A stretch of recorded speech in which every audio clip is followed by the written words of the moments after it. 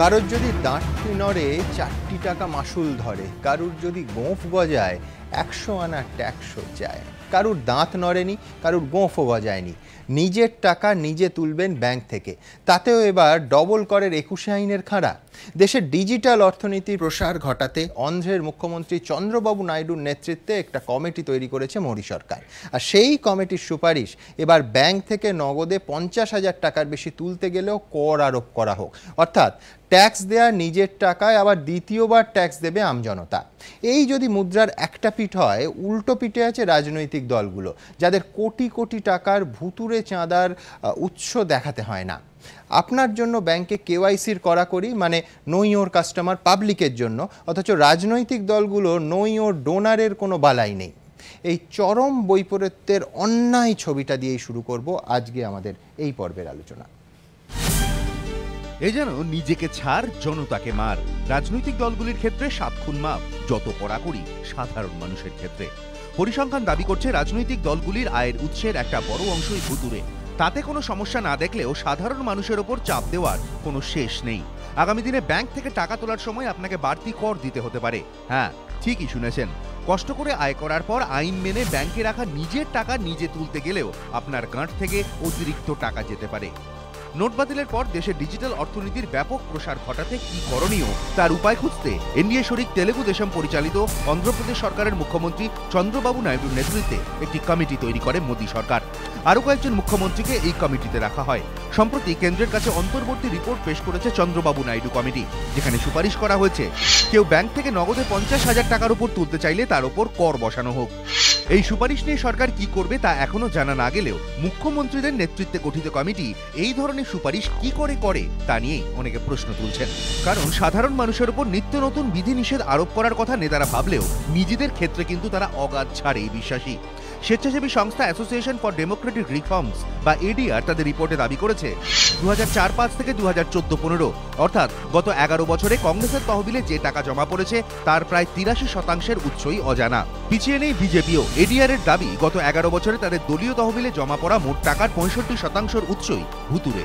অজানা আয়ের উৎসের নিরিখে পিছিয়ে নেই সিপিএমও। গত 11 বছরে তাদের দলীয় তহবিলে জমা পড়া প্রায় 53% টাকার উৎস অজানা। গত 11 বছরে তৃণমূলের মোট দলীয় আয়ের 46% উৎস অজানা বলে দাবি এডিআর এর। যাদের নিজেদের আয়ের বড় উৎসই অজানা, তারা কি করে সাধারণ মানুষের টাকা তোলার ওপর কর চাপানোর প্রস্তাব দিতে পারে? মানে আমার টাকা যখন আমি দিচ্ছি, আমি যখন ট্যাক্স পেয়ার, আমি যদি অ্যাকাউন্ট ফর করতে পারি, আমি সমর্থন করি না। ব্যক্তি মানুষ আর একটা রাজনৈতিক দল যার এখানে শয়ে ক্রোড়, মানে ব্যাংকে যেমন একটা যেমন সেভিংস অ্যাকাউন্ট আর কারেন্ট অ্যাকাউন্টের পার্থক্য করে না, এটা করতে হবে, কিন্তু অবশ্যই একটা বাধা উচিত। 1 টাকা থেকে যত টাকাই হোক পুরোটাই তোমাকে ডিসক্লোজ করতে হবে। রাজনৈতিক দল কেন সাধারণ মানুষের চেয়ে উপরে জায়গা পাবে? এবং আজকে আমাদেরকে ডিমনিটাইজেশনের বাজারে যে সময় যে দুর্ভোগ পোয়াতে হচ্ছে, রাজনৈতিক দলকে ট্যাক্স এক্সাম্পশন পাচ্ছে, এটা তো হতে পারে না। রাজনৈতিক দলগুলো কর্পোরেট হাউস থেকে যে বিপুল পরিমাণে টাকা দিচ্ছে তার কোনো আয় ব্যয় তারা দেখাচ্ছেন না, কর দিচ্ছেন না। ফলে মানে তাদের ক্ষেত্রে কি হবে? সাধারণ মানুষকে দিতে হবে মানে 50,000 টাকা তোলার জন্য কর, অথচ রাজনৈতিক দলগুলো সেই ব্যবস্থার আওতায় পড়বে না। কথায় আছে আপনি আচরি ধর্ম, কিন্তু রাজনৈতিক দলগুলি তো নিজেদের ছেড়ে বাকিদের সবার ওপর কর চাপাতে ব্যস্ত। এ কেমন রাজধর্ম? প্রশ্ন অনেকেরই। এবিপি আনন্দ। তিলোত্তমা, একটা কথাই বলতে হয়, সত্য সেলুকাস কি বিচিত্র এ দেশ।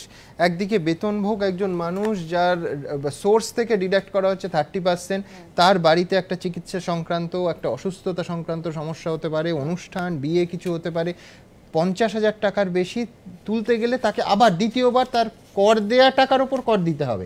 আর অন্যদিকে রাজনৈতিক দলগুলো তাদের বাড়ি, সম্পত্তি, চাঁদা, মূলধনী আয়, অন্য সূত্র থেকে পাওয়া আয়, কোনোটার ওপর কোনো আয়কর দিতে হয় না, এমনকি আইটির কোনো নজরদারির আওতায় তারা পড়ে না। এটা হলো সেই শিব ঠাকুরের আপন দেশে আইন কানুন সর্বনেশে। মানে সব ভীষণ একটা গণতান্ত্রিক দেশের যে মূল যে ভিত্তি, সেই ভিত্তিকে প্রথমেই ভেঙে দেয় হচ্ছে এই ধরনের সিস্টেম। কারণ কোনো রাজনৈতিক দলই সাধারণ মানুষের ঊর্ধ্বে তো ছেড়েই দেওয়া যাক, একটা সাধারণ মানুষদের নিয়েই তো তৈরি হয় একটা রাজনৈতিক দল। সুতরাং তার জন্য দল হলে তার অসাধারণ হয়ে যায়। এইটাই হচ্ছে সমস্যা, যে যখনই সে দল, আমি যদি দলকে একটা সত্তা হিসেবে মনে করি, তখনই দেখা যাচ্ছে যে সে আলাদা একটা প্ল্যাটফর্মে চলে যাচ্ছে। তার শুধু আচার আচরণ নয়, তার নিয়ম কানুনগুলোও দেখা যাচ্ছে সম্পূর্ণ আলাদা হয়ে যাচ্ছে। এটা কি করে একটা সংবিধান অনুসরণকারী একটা দেশের, একটা গণতান্ত্রিক দেশের সম্ভব হতে পারে? এর থেকে বড় বিস্ময় কিছু নেই। এবং সবচেয়ে মজার ব্যাপার হচ্ছে যে এই ধরনের ঘটনা বছরের পর বছর ঘটে, কোনো রাজনৈতিক দলই এটার বিরুদ্ধে কথা বলে না। যদি বা কোনো ঘটনাকে কেন্দ্র করে কোনো রাজনৈতিক দল সোচ্চার হয়, সঙ্গে সঙ্গে দেখা যায় যে এদের পরস্পরের মধ্যে একদম প্রত্যেকে দেখবে একটা কথা বলবে যে আইন নেই, শুরু হয়ে যাচ্ছে। আইনটা করবে কে? আইনটা করবে কে? যারা আইন করছে তারা নিজেরাই প্রথম, মানে একটা দলীয় শক্তির অভ্যন্তরে ঢুকে পড়লেই যে কোনো মানুষই, সে তার যাই পেশা হোক না কেন, সে একেবারেই সাধারণ জনগণ থেকে বিচ্ছিন্ন হয়ে যায় এবং নিজের স্বার্থ এবং সামনে রাখে দলের স্বার্থ হিসেবে সেই স্বার্থকে প্রতিপন্ন করবার চেষ্টা করে। এর ফলে আর শেষ পর্যন্ত তো সবচাইতে বড় সাফারার হচ্ছে সাধারণ মানুষ।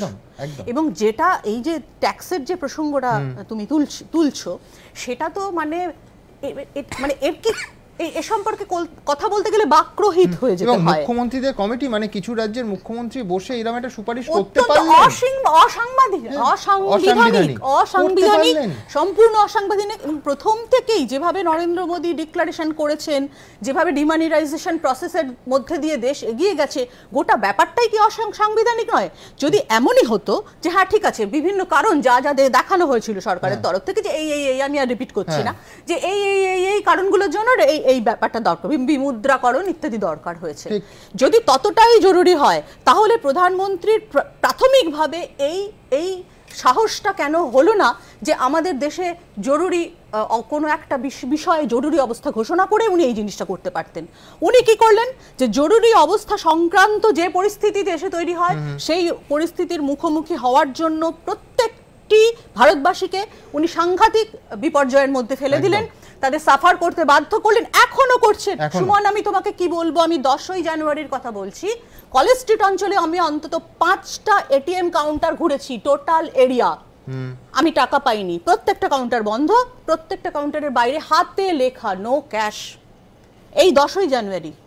তো এটা উনি যে টাইম দিয়েছিলেন, এক্স্যাক্টলি আমি ঠিক এই ছবিটা নিয়ে সুপর্ণদার কাছে আসবো। সুপর্ণদা, এই ছবিটা একদিকে রাখুন, আরেকদিকে রাখুন যে ফিগার ওনাদের সংস্থা তুলে ধরছে। বহুজন সমাজ পার্টি 100% হচ্ছে আননোন সোর্স, আপনার অজ্ঞাত সূত্র। সমাজবাদী পার্টি 94% ডোনার জানি না। বিজেপির মতো দল যারা উঠতে বসতে সাধারণ মানুষকে ভ্রষ্টাচার বিরোধী আর সততার বাণী দিচ্ছেন, উঠতে বসতে যে দল বানিয়ে দিচ্ছে তাদের 65%। কংগ্রেস, যারা আবার উল্টো দিকে নৈতিকতার আরও পতাকা জোরে জোরে নাচছেন, রাহুল গান্ধী 83%। আমি বলছি কোন দেশে আমরা বাস করছি? শিরোমণি আকালি দল 86%। যেদিকে তাকাবেন ন্যাশনাল পার্টিগুলোর গড় হচ্ছে 71%। 71% অজ্ঞাত সূত্র থেকে আসছে। এটা বিশ্বাস করতে হবে ভারতবাসীকে। আমি তো বুঝতে পারছি না যে অবিশ্বাস করার কি আছে, তার কারণ গা শোয়া হয়ে গেছে। আর সংবিধান নিয়ে আলোচনা করছেন, আমাদের প্রথম প্রশ্ন হচ্ছে এদেশে কি সংবিধান আছে? এটা আমার কাছে প্রথম প্রশ্ন। যদি থাকতো তাহলে আমরা এরকমভাবে বিমুদ্রাকরণ বোধহয় করে ফেলতে পারতাম না।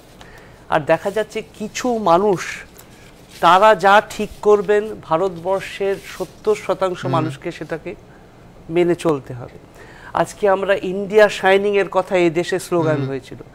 ইন্ডিয়া শাইনিং মানে কি এটা, যে 70 বছর পরে 70% লোক 20 টাকা তার গড় রোজগার, এটা কি ইন্ডিয়া শাইনিং? এটা কিন্তু খুব একটা ইন্ডিয়ার পক্ষে ভালো বিজ্ঞাপন নয়।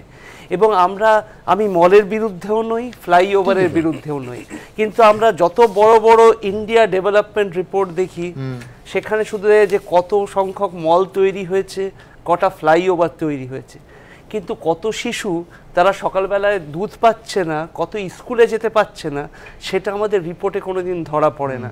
আমার মনে হয় যতক্ষণ না এইচডিআইটা জিডিপির ওপরে দাঁড়াবে, ততদিন ভারতবর্ষ ক্যাশলেস হয়ে গেছে।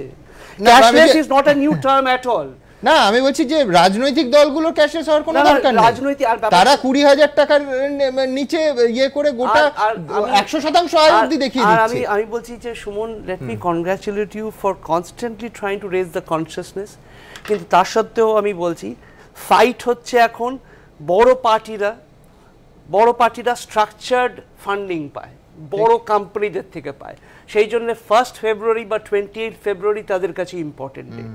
আর রিজনাল পার্টিগুলো তাদেরকে ডিপেন্ড করতে হয় লোকাল উদ্যোগপতির প্রতি বা চিট ফান্ডের প্রতি, তার কারণ হচ্ছে স্ট্রাকচার্ড ক্যাপিটাল সেখানে যায় না। সুতরাং যখন বড় কর্পোরেটরা টাকা দেয় তখন গরিব লোক হট করে মারা যায় না, আস্তে আস্তে মৃত্যুর দিকে এগিয়ে যায়। আর যারা চিট ফান্ডের উপর নির্ভর করবে সেটা ডেথ ইজ ইমিনেন্ট। তো ব্যাপারটা হচ্ছে if you happen to stay in a region you will die a chit fund death, and if you happen to stay in a larger platform you will die, but die with kindness. Maybe that's what কথা এখানে বলতে পারি।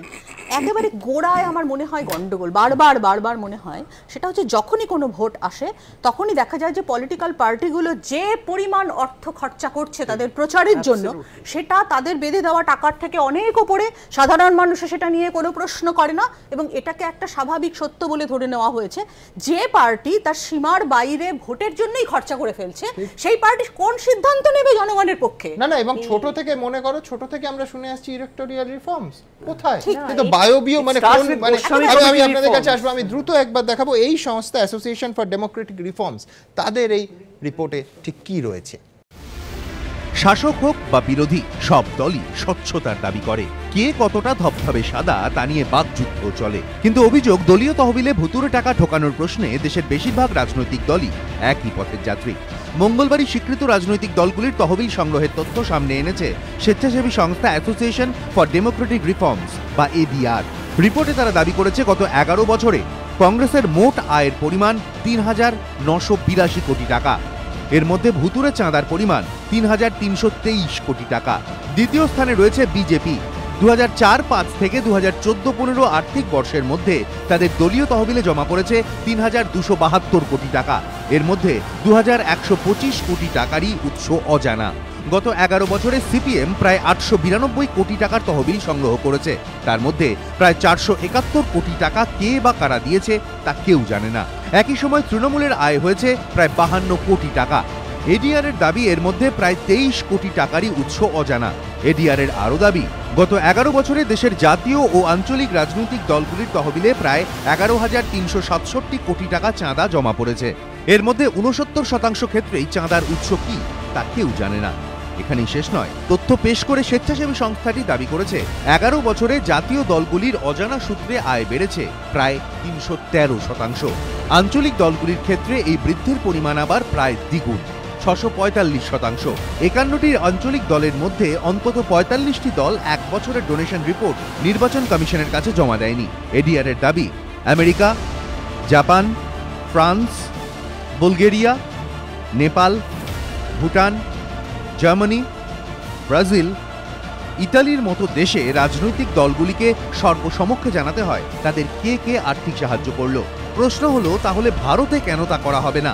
কেন মোদি কিংবা রাহুল গান্ধী মুখে স্বচ্ছতার কথা বললেও যেচে নিজেদের দলের আয়ের সব উৎস জনসাধারণকে জানাবেন না? কেন এডিআর এর রিপোর্ট সামনে আসার পরও শুধুই নিজেদের আড়াল করার চেষ্টা করবেন? আইন কানুন আছে তার মধ্যেই আছি আমরা, আর আমরাই চাইছি ইলেকশনের খরচা সরকার দিক, পুরো ইলেকশন সিস্টেমের আর সুধার হোক। এত মেম্বার আছে আর এত ওই বললাম মেম্বারশিপ ড্রাইভ, কালেকশন ড্রাইভ যখন যায় তখন সেগুলো টাকা ওঠে। আর কেউ 15, 20, 25 টাকা, 100 টাকা, 20 টাকা বা 2,000 টাকা, 3,000 টাকা দিলেই তো কাউ রিসিট দেওয়ার ব্যাপার নেই। মমতা বন্দ্যোপাধ্যায় দীর্ঘদিন ধরেই দাবি করছেন নির্বাচনী খরচের দায়ভার নিক রাষ্ট্র, তবেই স্বচ্ছতা আসবে। স্টেট ফান্ডিং অফ ইলেকশন আমরা চাই ইলেকট্রাল রিফর্মস, যার মধ্যে দিয়ে গণতান্ত্রিক পদ্ধতি আরো শুদ্ধ এবং সুন্দর হোক, এটা আমরা চাই। সিপিএমও একই দাবি করছে। আমরা চাই বরাবর যেটা আমাদের বক্তব্য, স্টেট ফান্ডিং অফ ইলেকশন সেই বন্দোবস্ত যদি না করে তাহলে নির্বাচনের নাম করে কালো টাকাকে সাদা করার জন্য বুর্জোয়া রাজনৈতিক দলগুলো ব্যবহৃত হচ্ছে। নির্বাচন কমিশনের অ্যাক্ট করা উচিত। কিন্তু তৃণমূল কিংবা সিপিএম এর রাজনৈতিক কর্মসূচি চালানোর জন্য টাকা তোলার পদ্ধতি নিয়েও তো বিস্তর অভিযোগ রয়েছে। কেন এই দলগুলিও নিজেদের টাকার পূর্ণাঙ্গ উৎসের হিসেব দেয় না, এই প্রশ্ন তুলছেন অনেকেই। ABP Ananda. ADR state coordinator doctor Ujjayini হালিমের কাছে আসবো। ডক্টর হালিম, আমি দেখছিলাম মানে আমি ব্যবসা করা তো রতন টাটা কিংবা মুকেশ আম্বানিদের শিখতে হবে রাজনৈতিক দলগুলো থেকে। মানে বৃদ্ধির হার 11 বছরে কখনো 300%, কখনো 600%, 313% to be precise for the national party, এবং রিজনাল পার্টির জন্য 652%।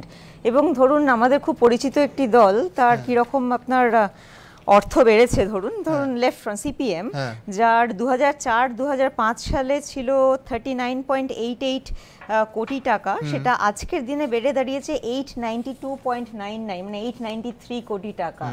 তো বৃদ্ধির হারটা, এবং বুঝতেই পারছেন এমন একটি পার্টির কথা বলছি সর্বহারা মানুষের দল, তো এরকম উদাহরণ সমস্ত পার্টির ক্ষেত্রেই সত্যি। এটা আমি আলাদা করে একটি দলকে বললে সেটা অন্যায় করা হবে। কিন্তু হ্যাঁ, মানে রাজনীতিতে আজকে মানুষ কেন আসছে, যে আপনাদের আলোচনা হচ্ছিল একটু আগে, আমার মনে হয় যে নীতিটা কোথায়? নীতিটার কোথাও গন্ডগোল হয়ে গেছে, নীতি কিছু নেই। আজকে রাজনীতি একটা কেরিয়ার, সেখানে মানুষ আসছেন একটা নির্দিষ্ট কেরিয়ারে। আমরা পরিবারবাদ নিয়ে অনেক কথা শুনছি রাজনীতিতে, সেখান থেকে মানুষ আসছেন, এবং একটা পর্যায়ে গিয়ে কেরিয়ারে যেরকম টাকা করেন সেই রকম ভাবে টাকা পয়সা ইত্যাদি। এবং আপনারা এই পরিসংখ্যানটাও জানেন যে আমাদের দেশে প্রায় 130টির বেশি রাজনৈতিক দল আছে, যাদের মধ্যে অধিকাংশ দলই তারা কোনোদিন রাজনৈতিক নির্বাচনে অংশগ্রহণ করেন না। আর যারা করছেও তাদের সোর্স অফ মানিটা অস্বচ্ছ, আমি আননোন সোর্সের উপর ডিপেন্ড করে রাজনৈতিক দল চালাচ্ছি গোটা দেশে। আপনার কাছে আমার আরেকটা প্রশ্ন থাকবে। আমার মনে আছে একাধিক সময় আপনারা নানা খুব চিত্তাকর্ষক এবং আমি বলবো যে খুব উদ্বিগ্ন করার মতো রিপোর্ট সামনে এনেছেন, পরিসংখ্যান সামনে এনেছেন। কোথাও কি কাজের কাজ কিছু হয়? এর আগে যখন ক্রিমিনালাইজেশন অফ পলিটিক্স নিয়ে আপনারা যে রিপোর্টটা করেছিলেন, আমি বলছি যে একটা রাজনৈতিক দল উঠে দাঁড়িয়ে বললো না যে না আমরা দাগিদের টিকিট দেব না। কোথাও কি মানে এই চমকে দেওয়ার মতো পরিসংখ্যানগুলো আসলে ভস্যে ঘি ঢালা? এরপরও ভারতবর্ষে একই রকমভাবে অস্বচ্ছতা চলবে? এই যে তথ্যগুলো আপনারা দেখাচ্ছেন, এর সাথে ক্রিমিনালাইজেশন নিয়েও একই একটা পরিসংখ্যান এডিআর থেকে দেওয়া হয়েছে, যেখানে বিগত 10-11 বছরের হিসেবটা করা হয়েছে। তাতে দেখা গেছে যে 18% ক্যান্ডিডেটসরা তাদের ক্রিমিনাল রেকর্ডস ছিল, এবং তার মধ্যে 8%-এর বিরুদ্ধে সিরিয়াস ক্রিমিনাল চার্জেস ছিল। বর্তমানের লোকসভাতে যে সমস্ত এমপিরা রয়েছেন তাদের মধ্যে 30%, মানে 162 আউট অফ 543 এমপিদের বিরুদ্ধে ডিক্লেয়ার্ড ক্রিমিনাল চার্জেস রয়েছে। এবং বিভিন্ন রাজ্যসভাগুলোরও বেহাল অবস্থা, একই অবস্থা। তো একটা অ্যাপিল তো আমাদের সংগঠনের পক্ষ থেকে, এটা একটা সামাজিক সংগঠন, সিভিল সোসাইটি অর্গানাইজেশন, বারবার করা হয় যে দাগি প্রার্থীদের আপনারা টিকিট দেবেন না। কংগ্রেস বা বিজেপির মতন এত বড় বড় রাজনৈতিক দল, লক্ষ লক্ষ তাদের সদস্য, এটা কি আমাদের মেনে নিতে হবে যে তারা একটা ভালো ক্যান্ডিডেট পাচ্ছেন না, দাগি ক্যান্ডিডেট পাচ্ছেন? এবং সদিচ্ছার কোনো প্রতিফলন তো থাকবে। আসলে এর সাথে সমন্বয় কোথাও একটা মানি অ্যান্ড মাসল পাওয়ারের সম্পর্ক রয়েছে। মানি, মাসল পাওয়ার এবং রাজনীতি এবং রাজনীতিতে জেতা, এই তিনটে একসাথে সংযুক্ত। কারণ একজন প্রার্থী, আপনি বলছিলেন একটা দল কত টাকা ইলেকশনে খরচ করে, দলের জন্য কিন্তু কোনো ঊর্ধ্বসীমা বেঁধে দেওয়া নেই। যে ঊর্ধ্বসীমা বেঁধে দেওয়া রয়েছে সেটা প্রার্থীদের জন্য ঊর্ধ্বসীমা বেঁধে দেওয়া রয়েছে, সেটাকে আবার বাড়ানো হয়েছে, 54 থেকে বাড়িয়ে 70 করা হয়েছে, এবং তারপরে আবার ছোট জায়গাতে 22 থেকে বাড়িয়ে 28 বা এরকম একটা কিছু করা হয়েছে, অর্থাৎ বাড়ানো হয়েছে। একজন ব্যক্তি 70 লাখ টাকা পর্যন্ত খরচ করতে পারে নির্বাচনে দাঁড়াতে। আমি কি পারবো?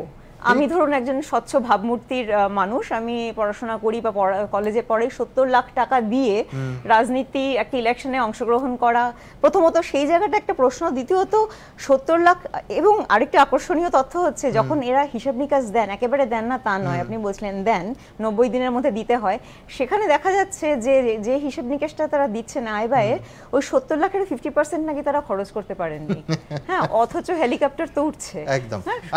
আমি দ্রুত একবার দেখাবো, ক্যাশলেস ইন্ডিয়ার কথা বলা হচ্ছে, কিন্তু ক্যাশলেস পলিটিক্যাল পার্টি সেই ইন্ডিয়া কি কোনোদিন দেখবে? দেখুন, জাতীয় ও আঞ্চলিক দলগুলির আয়ের 69%-এর উৎসই অজানা, দাবি করেছে স্বেচ্ছাসেবী সংস্থা এডিআর এর রিপোর্ট। অর্থাৎ কে বা কারা এই টাকাগুলো দলকে দিয়েছে তা নির্দিষ্টভাবে জানায়নি দলগুলি। অনেকেই কটাক্ষের সুরে বলছেন না জানালেও তো কোনো অসুবিধে নেই, এভাবেই তো বছরের পর বছর দিব্য চলছে। আপনি ব্যাংকে অ্যাকাউন্ট খুলতে যাবেন, হাজার নথি চাইবে ব্যাংক। কেওয়াইসি অর্থাৎ know your customer form fill up করতে করতে আপনার পেনের কালি শেষ হয়ে যাওয়ার জোগাড় হতে পারে, কারণ আপনার উপর, আপনার টাকার উপর সরকারের কড়া নজর রয়েছে। আপনার পাই পয়সার হিসেব সরকার গুনে গুনে নেবে। এমনকি এখন তো পরিস্থিতি এমন যে নিজের টাকা নিজের ইচ্ছে মতো তুলবেন সেও জো নেই, সরকারের মর্জির ওপর সবকিছু। নোটবন্দির কবলে পড়ে সাধারণ মানুষ আজকে তার নিজস্ব টাকা পর্যন্ত আজকে ঠিকমতো তুলতে পারছে না, এবং আজকেও আমি আজকের এই দিনে অনুরোধ করব গভর্নমেন্টকে রেস্ট্রিকশন উইথড্র করতে। কিন্তু সাধারণ মানুষের জন্য এত শত নিয়ম তৈরি হলেও রাজনৈতিক দলগুলি কিন্তু মজায় আছে। সাধারণ মানুষকে আয়কর দিতে হয়, রাজনৈতিক দলগুলিকে তা দিতে হয় না। পুরনো নোট জমা দেওয়ার ক্ষেত্রে সাধারণ মানুষের ওপর হাজারো বিধিনিষেধ আরোপ করেছিল কেন্দ্র, কিন্তু রাজনৈতিক দলগুলি দেদারে ইচ্ছে মতো পুরনো নোট ব্যাংকে জমা দিতে পেরেছে। পুরনো নোট জমা দেওয়ার ক্ষেত্রে আয়কর ছাড়ের ঊর্ধ্বসীমা ছাড়িয়ে গেলে সাধারণ মানুষের থেকে জরিমানা নেবে সরকার, কিন্তু রাজনৈতিক দলগুলির তো সে চিন্তাও নেই। তারা ইচ্ছে মতো যত পুরনো নোট পেরেছে দলীয় তহবিলে জমা দিয়েছে। চলতি নিয়ম হচ্ছে 20,000 টাকার বেশি কেউ অনুদান দিলে তার নাম ঠিকানা রেখে দিতে হবে রাজনৈতিক দলগুলিকে, কিন্তু তার নিচে টাকা নেওয়ার ক্ষেত্রে কোনো বিধিনিষেধ নেই। সম্প্রতি নির্বাচন কমিশন সুপারিশ করেছে এবার থেকে রাজনৈতিক দলগুলির তহবিলে 2,000 টাকা বা তার বেশি চাঁদা জমা পড়লেও পুঙ্খানুপুঙ্খ হিসেব দিতে হবে সরকারের কাছে। নরেন্দ্র মোদী বলছেন তিনি প্রস্তাবকে সমর্থন করেন। मैं चाहता था कि सदन में भ्रष्टाचार और काले धन के खिलाफ जो लड़ाई चल रही है, राजनीतिक दलों के लिए भी, पॉलिटिकल फंडिंग के लिए भी व्यापक चर्चा हो। अगर सदन चला होता तो जरूर अच्छी चर्चा होती। কিন্তু প্রস্তাবকে সমর্থন করলে তো হবে না, নিয়ম চালু করতে হলে তো সরকারকেই করতে হবে। রাজনৈতিক দলগুলিকে একজোট হয়ে আইন প্রণয়ন করতে হবে। সেই উদ্যোগ কোথায়? মোদী সরকার কি এ নিয়ে বিল আনার কোনো উদ্যোগ নিচ্ছে? বাকি দলগুলিও কি এই নিয়ম চালু করতে আগ্রহী?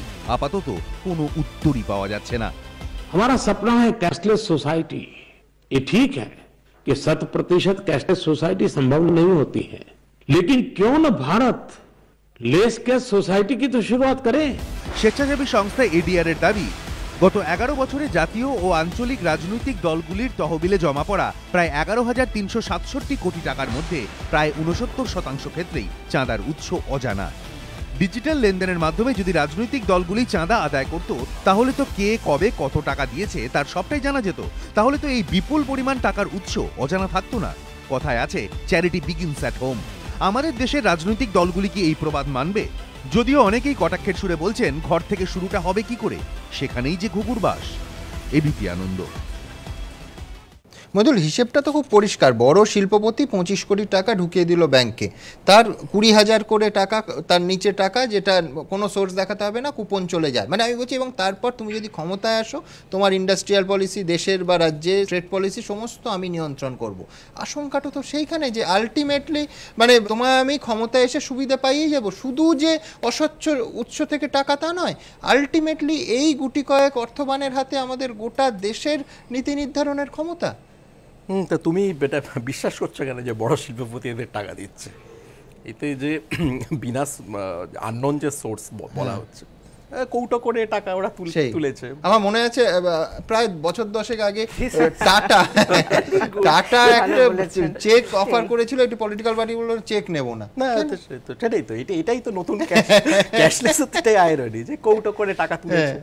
দেখুন, আমাদের দেশের মেন আয়রনিটা হলো এইখানে যে একদিকে যেটা তুমি কথাটা বলছো যে একটা হিউজ ইনইকুয়ালিটি, অসম একটা দেশ, এবং ক্রমশ ভারতবর্ষ খুব অসম হয়ে যাচ্ছে। ভারতবর্ষের এখন যে টপ 1% তারা যে অংশের টাকা এবং অ্যাসেট, তারা সম্পত্তি তারা করে 58%। এইবার আমি আরেকটা তথ্য দিতে চাই। তথ্য মানে 2014 যে লোকসভা হয়েছে, সেই লোকসভাতে যতগুলো আগের লোকসভা ছিল, মানে 1952 সাল থেকে 2014 পর্যন্ত যে কটা লোকসভা ছিল, তাতে যতগুলো কোটিপতি ছিল, এই লোকসভাতে এবং রাজ্যসভা মিলে সব থেকে বেশি কোটিপতি। এত কোটিপতি সংখ্যা ভারতবর্ষের পার্লামেন্ট কখনো দেখেনি। এবার আরেকটা যদি এডিআর যেটা হিসেবটা করে যে 2004 থেকে 2014 যে হিসেবটা, একটা জিনিস তার পাশাপাশি যদি রাখবেন, উনি ক্রিমিনালাইজেশনটা অলরেডি বললেন, আপনি যদি পলিটিক্যাল পার্টির কথা তো বলেছেন, কিন্তু ইন্ডিভিজুয়াল ক্যান্ডিডেটস তাদের যদি ইনকাম এবং অ্যাসেটটাকে দেখা হয়, তাহলে দেখবেন যে সেটাও হিউজ গ্রোথ হচ্ছে। এবার তার পাশে এবার আপনি দেখুন এই সমস্ত কোটিপতি এবং তারা এই ধরনের যে হিউজ লিপ হচ্ছে ইন অ্যাসেটস অ্যান্ড ইনকাম, তারা এবার লোকসভা রাজ্যসভা ওখানে পার্লামেন্টের যে ক্যান্টিনের যে সাবসিডি, তার বিরিয়ানির রেটটা কত, তার সেখানকার সুখবিলাস দা খুব ভালো লোক, ওই বলছিলেন না কংগ্রেসের এই 83% টাকা কিভাবে আসে, কি সব সংখ্যা বলছিলেন 20-25 এসব নাকি আসে। তো এখন এটাই তো ব্যাপার যে ধরুন আমাদের দেশে আসলে একটা প্লুটোক্রেসি চলছে। It's a government of the rich, by the rich, for the rich, এবং এটা একটা ওয়েলদি একটা নেক্সাস চলছে। একদিকে সরকার বিভিন্ন ধরনের ট্যাক্স ছাড় দিচ্ছে, কর্পোরেট ট্যাক্স, যার জন্য এনপি এর ওই যে নন পারফর্মিং অ্যাসেটসটা এরকম বাড়ছে, এবং সেটাকেও ডিমনিটাইজেশন করে একটা চেষ্টা করা হয়েছিল, যাই হোক সেটাও ফেল করেছে। ট্রান্সপারেন্সির এত অভাব যে কত টাকা ব্যাংকে ঢুকলো সেটা করে পর্যন্ত সরকার এখনো জানানোর মিনিমাম সৌজন্যতাও তার নেই। হ্যাঁ, তো এই তো এখন হচ্ছে। আর চন্দ্রবাবু নাইডুর আপনি কথা বলেন, তিনি নিজেকে সিও বলেন, সিএম বলেন না, ওনার আমলে সব থেকে বেশি কৃষক আত্মহত্যা হয়েছে। তো ওনার কাছ থেকে এইসব সেন্সিটিভ জিনিস আপনি এক্সপেক্টও করছেন কেন? আমরা এমন একটা সময় স্বপ্ন কি দেখতে পারি না যেখানে রাজনৈতিক দলের প্রতিটা পাই পয়সার হিসেব, তার সঙ্গে আধার কার্ড কিংবা প্যান কার্ড যুক্ত থাকবে, যেখানে মানে ডিজিটাল ইকোনমির কথা এত ঢাক পিটিয়ে বলা হচ্ছে, এইটুকু আশা 130 কোটি ভারতবাসী কি করতে পারে না? আমি এই অনুষ্ঠানের শেষে দেখব সমস্ত নিয়ম যেন এই ভারতবর্ষে আম জনতার জন্য। প্রতি ক্ষেত্রে তিলোত্তমা খানিকক্ষণ আগে যে প্রশ্নটা তুলছিল, প্রতি ক্ষেত্রে হয়রানির শিকার হতে হচ্ছে কিন্তু সাধারণ মানুষকে। নগদহীন লেনদেনে মানুষকে উৎসাহিত করতে মানুষের ওপরই বোঝা চাপানো নয়া উদ্যোগ। নাইডু কমিটির সুপারিশ, ব্যাংক থেকে নগদে 50,000 টাকার বেশি তোলার ওপর কর চাপানো হোক। এই সুপারিশ নিয়ে ইতিমধ্যেই সরব বিরোধীরা। সবে 50,000 টাকায় বলেছে, যেতে চায় ট্রানজাকশন ট্যাক্সে। আমাদের কাছ থেকে, গরিব মানুষের কাছ থেকে টাকা তোলার নাম করে 50,000 টাকার লেনদেন বা তার বেশি যে টাকা কেটে নেওয়া হবে সেটা পুঁজিপতিদের ঘরে গিয়ে পৌঁছাবে, এটা আমাদের ধারণা। সুপারিশ মোদী সরকার এখনো পর্যন্ত না মানলেও বিজেপির গলায় সাফাইয়ের সুর। যদি কর নেওয়া হয় তাহলে কর নিলে সেই করটা তার ইনকাম ট্যাক্স বহির্ভূত যদি হয় তাহলে তাকে দিতে হবে, না হলে অটোমেটিক করছে সে রিফান্ড পেয়ে। কিন্তু অনেকেরই প্রশ্ন হলো, সব কড়াকড়ি, সব নিয়মের জাঁতাকল শুধু সাধারণ মানুষের ক্ষেত্রে কেন? যে রাজনৈতিক দলগুলির আয়ের উৎসের 69%ই অজানা, তাদের ক্ষেত্রে কেন কড়াকড়ি নয়? তাহলে কি রাজনৈতিক দলগুলি সব সৎ আর যত অসৎ সাধারণ মানুষ? आज दिल्ली में आपने ऐसी सरकार बनाई है जो सरकार गरीबों को समर्पित है।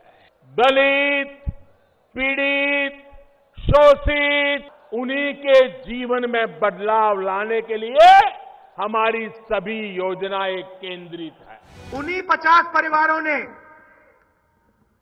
हिंदुस्तान के 1% अमीर लोगों ने 8 लाख करोड़ रुपया हिंदुस्तान के पब्लिक सेक्टर बैंक्स का रख रखा है, ले रखा है।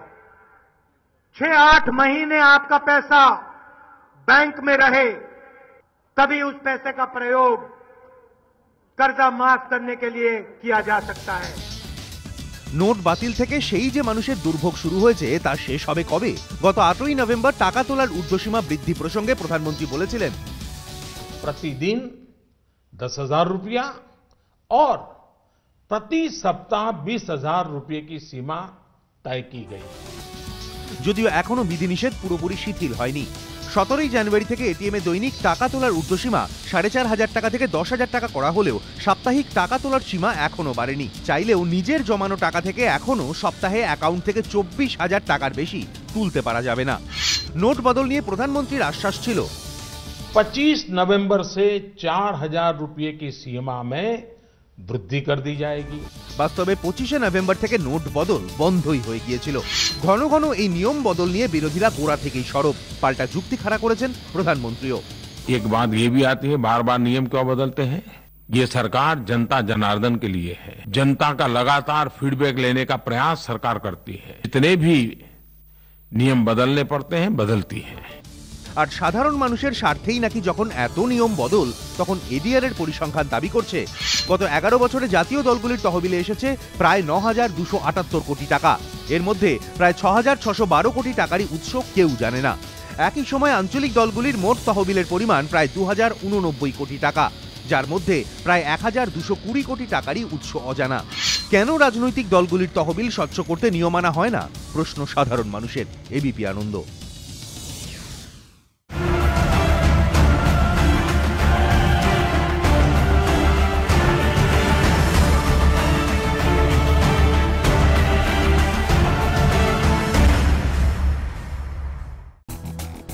ঘন্টাখানেক সঙ্গে সুমন নিবেদন করছে আধুনিক টিএমটি বার্স, ভরসা হমেশা। সহযোগী নিবেদক সফেদ ডিটারজেন্ট পাউডার, সাফাইকা সুপারস্টার। বিবেকানন্দ হসপিটাল, দুর্গাপুর, আমরা জানি জীবনের মূল্য। রাজা গোল্ডেন মারি বিস্কিটস, সোনালী স্বপ্নের স্বাদ চিরন্তন।